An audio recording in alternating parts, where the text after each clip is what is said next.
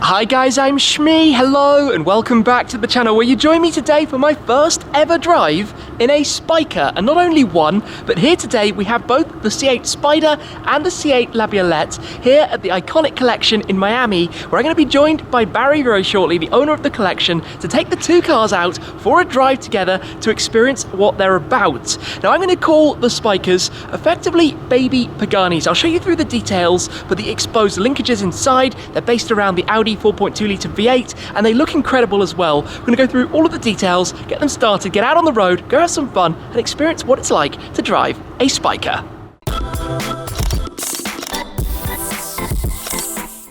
The two cars that we have here then are both recent acquisitions to the Ikonick collection, but they were cars that launched back in the early 2000s, about 2 decades ago. Initially, Spyker started out with the C8 Spyder. This is a 2006 example, and then they followed up in the first gen with the Laviolette, the C8 Laviolette that we have here, the fixed roof coupe, a beautiful roof snorkel over the top, and the window through towards the engine bay. They're Dutch supercars built in the Netherlands. The name is actually a historic reference to Spyker back from the early 1900s, who were involved in the manufacturing of automotive, but also aviation. There are a few nods that you see with that to the company's past. For example, the rotary engine that you have for the emblem at the bonnet. You've also got the turbine style wheels going on too, and plenty more fine details, which I will show you more about, particularly on the interior of these cars. They're based around the 4.2 litre naturally aspirated V8 from Audi. That means you've got 400 horsepower, 480 Newton meters. So not huge numbers, I guess, by modern standards, but they're more about driving experience, and they have 6-speed manual gearboxes, but not just 6-speed manual gearboxes.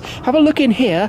Firstly, at the work of art of the interior, and secondly, at the exposed linkage of the 6-speed shifter in the centre. There are a lot of things about these cars which are fairly peculiar to understand and get a grip and understanding exactly of how they work. For example, this starts before you're even inside the car. To open the door, the button is actually just here on the back of the mirror arm.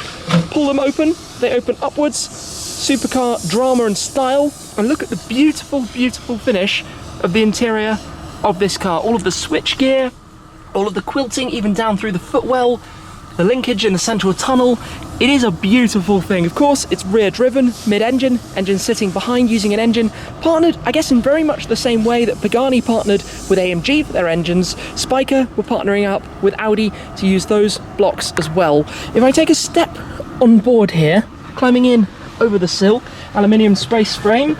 Inside here, to start it, you might think you just press the button, but there's actually a bit more to it than that. In the glove box here, if we pull this all the way open, he says, there we go, we have the key. You turn that in the glove box, we'll close it back up. Then you've got the ignition switch here, flip this up. A lot of drama and sense of occasion while you do that. Of course, being a manual, foot down on the pedals and a press of the button. And the V8 fires up, and just listen to that.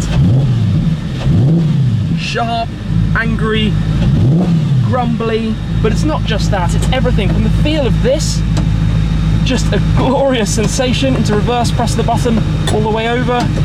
I mean, that is just a magnificent thing. It's about driving experience and driving enjoyment, and that's why in a second we're going to meet up with Barry, who I don't think has actually driven them up to this point himself. They're brand new arrivals here in the collection, and today we're going to take it out. Before we're joined by Barry, there are a few more things I would like to show you. For example, in the storage space, and also opening up the front clamshell. This entire front end pivots forwards. I'll show you that in a moment. But all of the details are where this car really excels. For example, the fuel filler cap just here. Look at how beautifully that's presented. Inside the car, the pedal set is a work of art. I'm not sure I've ever seen such a good looking pedal set as you find on the Spyker C8. If we open up the storage area at the rear, pull the lever just here, come round towards the back and have a look at how this is presented inside. Finished to the same quality as the interior of the car. We have the original steering wheel as well, derived, as you can tell, from aviation, replaced on this car with the airbag wheel, of course, instead. But a small amount of space back there, sitting over the top of the engine with the exhaust system coming out just below. That a small press to click it back into place. If we come through to open the front area, down here there is a lever, hard to show, but you give that a push as opposed to a pull, which is quite unusual. And then this whole clamshell actually opens up. And to demonstrate this, let me give that a pull. Carefully does it, where you can see The suspension system mounted, you can see the radiators and fans and cooling. You've also got a kill switch down towards the other side. Fairly simple and not too dramatic in terms of what's going on, but that's what makes it quite the car to drive as well. Let me close this back down. Need to give it a drop into place. And I think, yeah, in a moment, we'll get the two cars out together. You can see through to the engine, 400 horsepower, 480 Newton meters. Plenty of go, I think, to have a good time. But how often have you ever seen two Spykers being outdriven together? This is going to be awesome. We're just about ready to go then, and I'm joined by Barry. How are you? Hey, Tim. Oh, great to have you back. Always a pleasure to see you. Thank you ever so much, and congratulations on the two new acquisitions you have here, the Spykers, which are stunning machines. What made you go for them?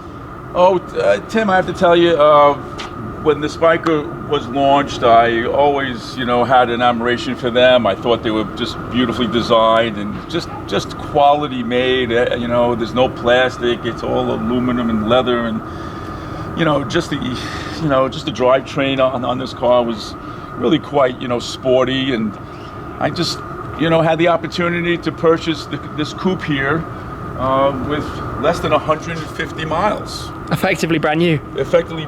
Really brand new, as you can see, beautifully mint condition, showroom condition. And after I purchased that, I sought after a Spyder, and we found this black one with relatively low miles and in excellent condition as well. Well, they are absolutely incredible machines. Shall we get them out on the road and take them for a drive? Let's go for a spin. Let's do it. On board then, which means the quick process to start it back up. Turn the key, flick up the switch, start the engine. Oh yes, sounds good. And another thing, by the way, the handbrake is there on the passenger side for the central tunnel. So Barry's on board the Spyder. I am here in the Laviolette, and this is going to be mega. To be honest, everything in here is super cool. All of the details, the window switches as well. It's all just totally unique and special. Away we head then. Oh, that actually feels really good already. We've got some controls of the fan and the climate in here, obviously blowing hard. We are in Miami, even though it's a bit overcast today. British weather for the occasion, but still very, very humid and warm. That sounds so good in front. Mega. Okay, got a very, very hard pressure clutch you can feel, but this is a driving enthusiast car, right? This is a car that is about enjoyment. So let's do this. Oh, that feels raw and fantastic. Small steering wheel, great response and feel, very mechanical. This already feels awesome. Listen to that as we go through the revs. This is fantastic. I hoped it would feel like this, I really did. Just the driver and the car connected together, beautiful to downshift as well. That grumble, but the feel of this gear shifter is just instantly perfect. It's very noisy in here, lots and lots of sound. I do have the window down at the moment, let's just pop that back up. Everything about it is a little bit quirky, a little bit unusual, but that's what makes this what it is. Oh, this is just awesome. The steering feel is great. The suspension feel, combined with the steering feel and the sound, all just comes together, but the suspension is basically a race setup, which is why it is so, well, perfect, to be honest, for enjoyable driving, for the kind of driving that I like to do. This is so awesome.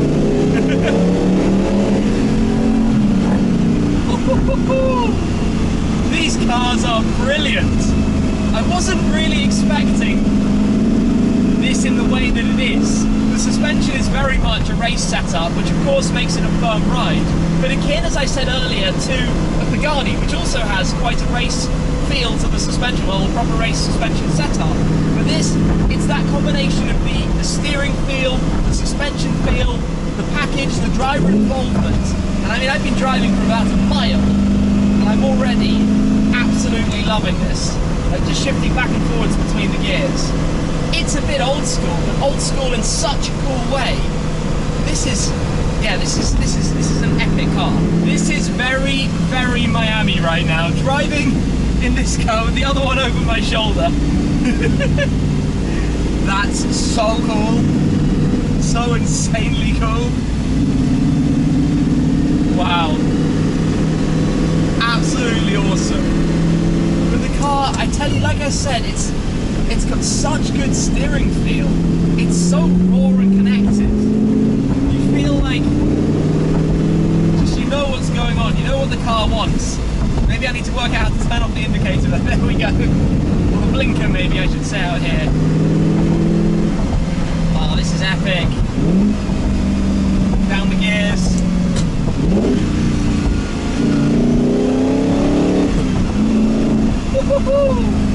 The sound of the two cars together as we go up through the gears. I'm really, really pleased to have driven a Spyker because I would not have expected it to be like this. I thought from the visual side of it, it looked a little bit softer in terms of driving prowess, but in reality, it's a very, very connected, very communicative car. But really, for the purest driving experience, is brilliant. It's one of those cars that requires you to drive it properly, a bit like my Aston GT8. You need to get it correct in terms of the shift and the clutch, but when you do, it is so fantastically rewarding as a result. The car gives you that feedback that says, yeah, you did that right.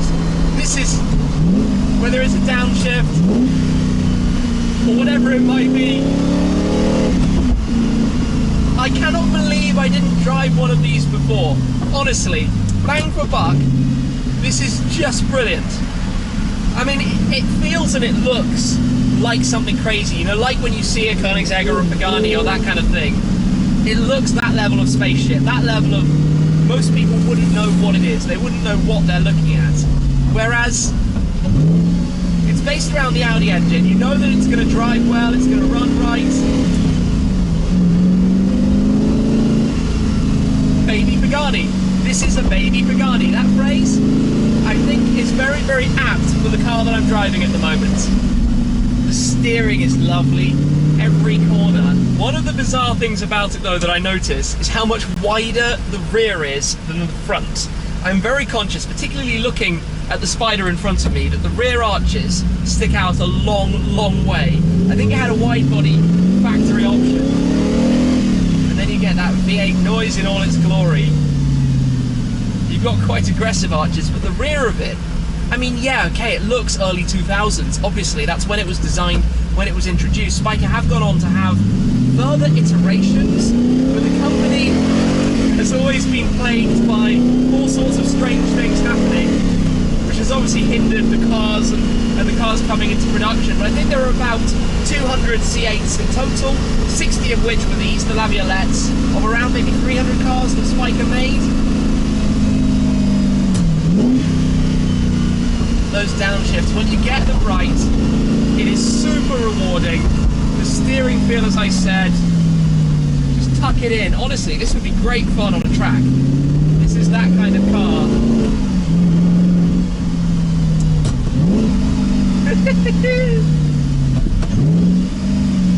Brilliant, absolutely brilliant, you know? I wasn't expecting this, I hoped it would be like this. Sometimes you drive slightly older cars and you meet your heroes and they're not all that you thought that they were going to be, and sometimes, like this, you drive cars you're not expecting that much from and they are just absolutely brilliant. Absolutely brilliant, like this. What a drive. Huge thanks to Barry to take these two cars out together, because that was really quite something. We're back in the collection. That was awesome. Yeah, it was a great ride, Tim. These cars, that's not what I was expecting. They communicate so much back, and I mean, we've both got big smiles. That says a lot. Great sounding, great handling car. Great to be able to take them out. Well, thank you for that. But these are not the only two Spyker things here in the gallery, are they? No. Let me show you here. Just to complete the collection, we have the Spyker bicycle. There are some awesome details. This is all carbon fiber. Yes. The silvery light carbon fiber, and the wheel design, the bicycle's wheels design, matches that of the cars. Yes, it does. Stunning details. That's really nice. It's the attention to detail, even on a bicycle, to have the quilting on the saddle. Quilting seat, the little saddle bag. Amazing, absolutely amazing. And that's not all, because also in the display box here, we have a Spyker watch. Was this a special owner's collector's watch? It definitely was a special watch that was commissioned for Spyker. Again with the logo on the back. You see the propeller there and all the little Spyker details. Name. Absolutely lovely, Beautiful magnificent watch. details. And now, as you say, completing the collection with the cars. Well, thank you very much for that opportunity. Always a pleasure. That was really cool. I've just been spending a little bit of time going around the cars and finding even more special touches. There are so many things you notice when you start to look at the C8s in more detail. For example, take a look here at the windshield, where the glass runs right to the very top. There's no beam that runs over the top of that, which means when you're sat inside, you have that almost unbroken view, feeling quite like a Barchetta, like, for example, the Ferrari Monza, where you don't even have a windshield at all, but of course with the glass, which means you don't have the wind in your face. Now the Spyder here is a convertible. The roof can actually be completely removed, as it has been at the moment. If you have it in place, you have a fabric soft top which can close up, but at the moment taken away, which just gives it a cleaner appearance overall. And one other thing that you spot all around the cars is the Spyker main line that you have here. Nulla tenaci in via est via in Latin. Apologies for my pronunciation, but that means for the tenacious, no road is impassable, which I think is quite nice. You even have it, for example, here on the tailpipes, you have it on the bicycle, on the pedal set wheel, just in there as well. Loads and loads of nice details all around the cars. Everywhere you go, all of the nice metal finishes.